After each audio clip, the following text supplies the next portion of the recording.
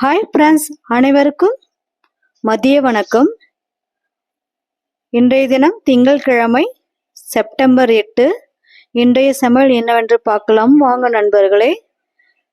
சுட சுட சாதம், மாங்காய், முருங்கைக்காய், கத்திரிக்காய் போட்ட சாம்பார், அவரைக்காய் பொரியல், நாட்டு அவரைக்காய் பொரியல்,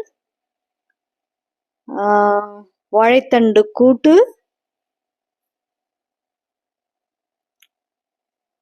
மிளகு ரசம்,